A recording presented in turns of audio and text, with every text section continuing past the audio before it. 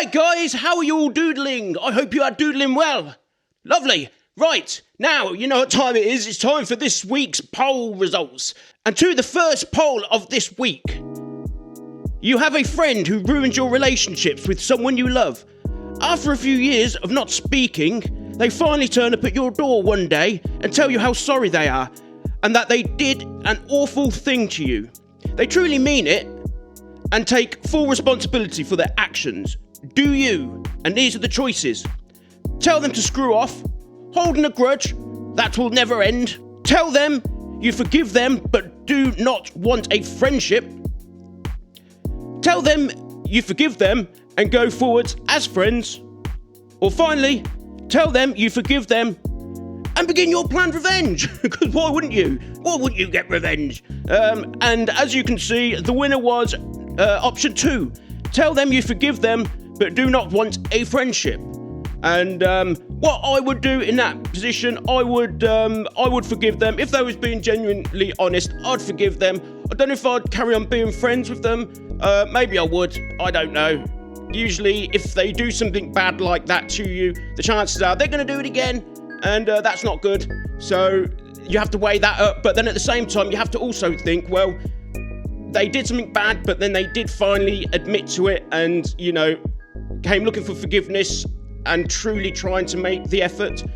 So you could say, well, okay, well, maybe they will screw up again, but if they've thought this hard about it to the point where they've come and apologised, maybe they've learnt their lesson and it is just a one-off thing. But look on the bright side. If they do fail again, they'll fail you again. They'll come back a couple of years later and say they're sorry. Everyone's a winner. Apart from you, probably, because your life's falling apart because of this git. Okie dokie, right. On to the next question. So, here it is. Is being different good, whatever the difference is? Now, this is an interesting one, this is. The idea of this wasn't so much the question, it was more to see what you guys would answer with. And I tried to give as many varieties of answer as I can, because obviously everyone's different. We're all different from each other. Everybody's got their own differences. And, you know, we grow up being told that differences are good. And depending on yourself and how you define your own difference, or possibly someone close to you, their difference, will depend on what your answer would be. Some people will answer, yes, of course, like they think of what's different about them, that's positive, and they say, of course, yes, you know, you should be proud of your differences. But anyway, before we get to that, let's read the options. Okay, number 1, hell yeah, be your own person and be proud. Number 2, hell no, if it's a difference that hurts others, it's awful. Next one, it depends on what the differences are.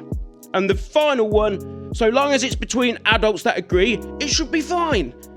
Right, and as you can see on the screen, the hell yeah, be your own person and be proud, that option 1. Now, I'm not quite sure what I'd choose, because to be honest, this isn't really anything where there is actually an answer to it, and I don't, because it all depends on context. This is more like a psychological experiment to see what you guys would come up with. But because the thing is, are you talking about positive differences or negative differences? Because each of them has a completely different answer. Do you know?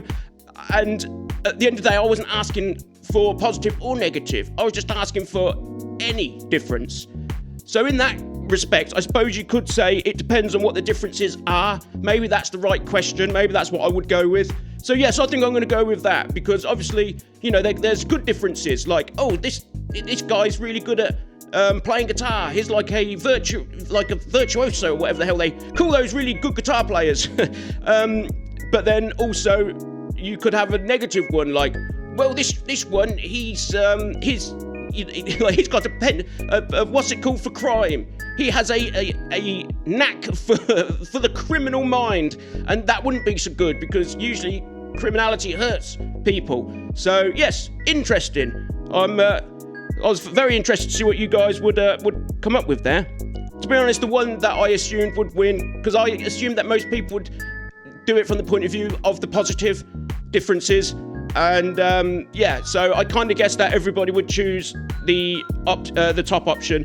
But to be honest, quite a few people also chose the option that I would have chose. So, and none of the other options were picked. So awesome. Okie dokie, let's get to the next one. A person is attacked by a dog and almost killed, but survives with horrific life-changing injuries.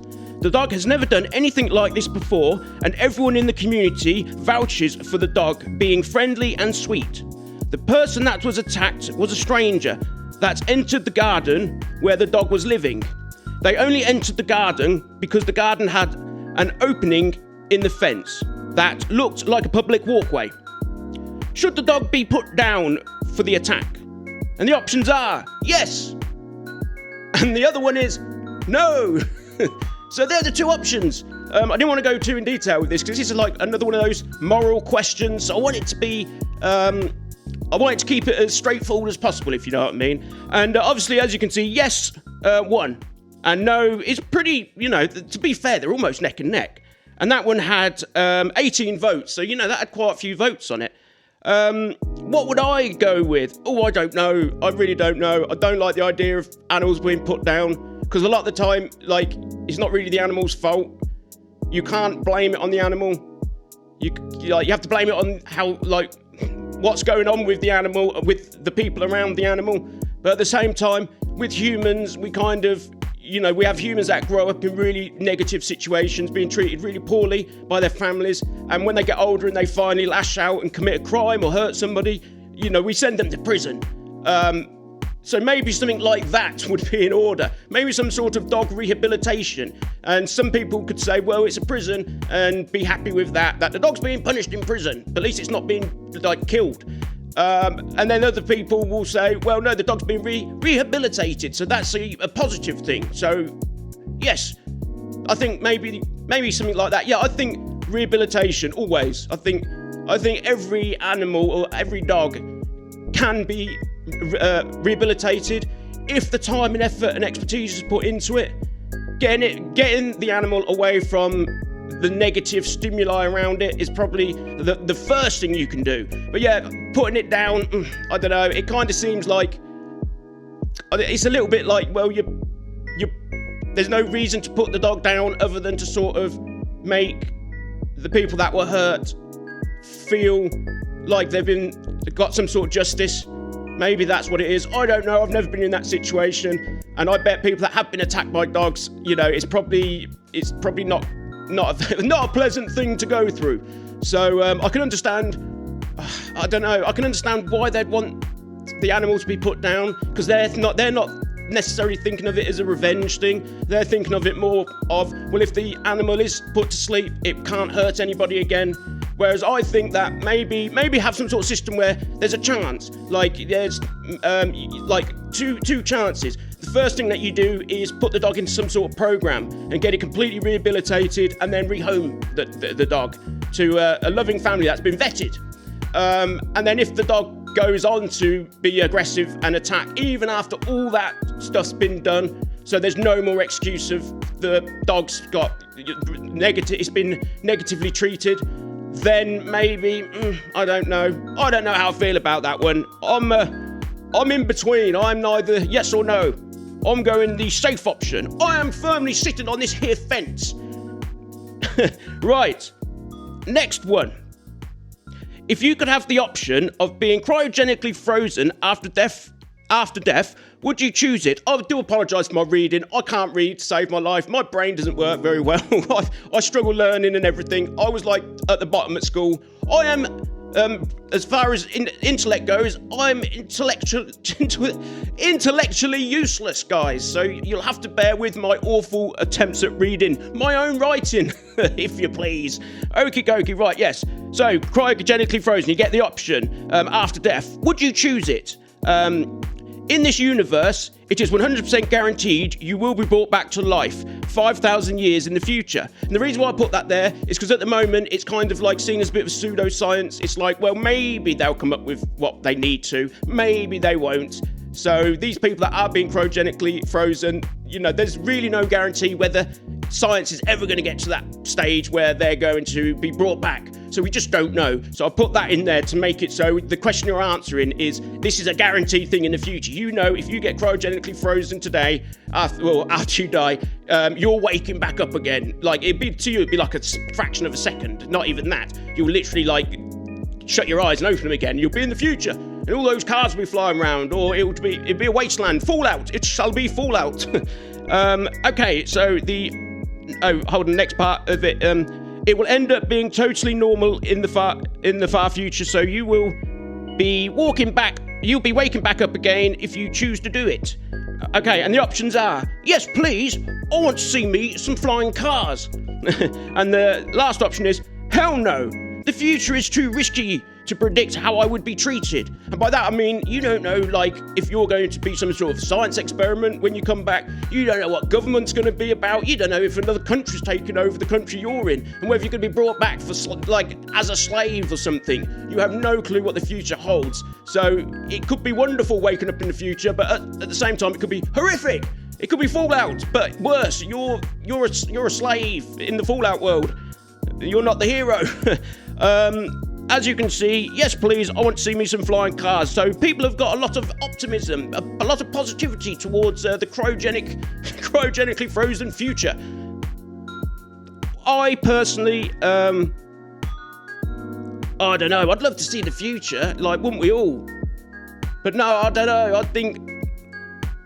I think it's too risky. I don't want to risk that, because it could be like it's as bad as being reincarnated as like an ant or something that literally the first day of its life just gets trodden on, not even maliciously. You're just pottering around, doing your little anty things that you do in your day, talking to your mates, and next minute, just you're flat. You're a flat ant. So, I don't think I would be cryogenically frozen, guys.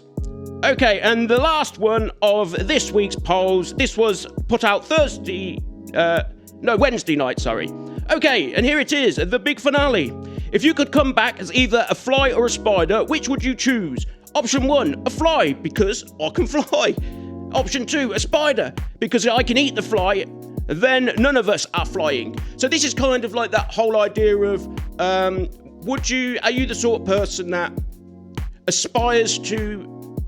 The way that I see it is like YouTube. Let's say YouTube, for instance. You're putting out videos and you've been inspired by these huge creators. If you're like into gaming, you're like PewDiePie, Markiplier, anything like that. You know, you're inspired. The reason why you're making videos of games yourself is purely because you've been inspired growing up watching these other guys. And these are like the top guys and you love it and they inspire you. And that's like the fly flying. It's like, do you want to be the fly? Do you want to be Markiplier? Do you want to be PewDiePie? Or are you the sort of person that is like, well, no, I'd rather no Markiplier, no PewDiePie, and just have everybody all the same. Nobody can let nobody be a success on YouTube, and rather than letting just a few people be successful. Am I making sense? I don't even know if I'm making sense, but that was basically the idea of it. I was kind of wanting to make an analogy to YouTube and about how some people are successful, but when you look at the grand scheme of YouTube, it's something like it's like 1% of everybody that's on YouTube ever like gets any sort of decent sized audience. It's ridiculous the amount of channels out there that most of us don't see because they're not being pushed to us, so we only see the ones that are in the very top, and it looks like, oh, there's loads of them, but really in the grand scheme of things, when you add up all the YouTubers that aren't being seen, like me, you suddenly realise, wow, yeah, it's very daunting that it really is just a few people at the top. So yeah, interesting. Anyway, let me know what you guys all think, and I shall be doing... I can't put out a video tomorrow. I have none pre-recorded, I'm afraid, and tomorrow we're having work done again, up the top of the garden, right in front of my studio doors, so I cannot come in here to record more videos. But don't worry, there will definitely be a video on Sunday. I shall be recording probably multiple videos on Sunday, which I can then put out during the week. Anyway, hope you're all doing well. Lovely Friday. God, it's warm, isn't it? I've got me vest on because of how warm it is. Beautiful, beautiful weather. I don't like it though. I hide inside with a fan blowing on me. I don't do well with the heat. I went to Mexico once, and I think I just sat under the air conditioner for the 2 weeks I was there. Yeah, oh my God, that was hot. That was like sticky hot. Like the air was wet. Why is the air wet? And I'm walking around, and it was like I opened the door to the hotel room and step out away from my saviour air conditioning, And yeah, literally within seconds, I'm just drenched. It's just like, I don't know if it was sweat or the air was wet. I don't know. Anyway, thanks for watching, guys. I hope you enjoyed it. Like and subscribe, and I shall see you in the next one. Cheers, guys. Bye-bye.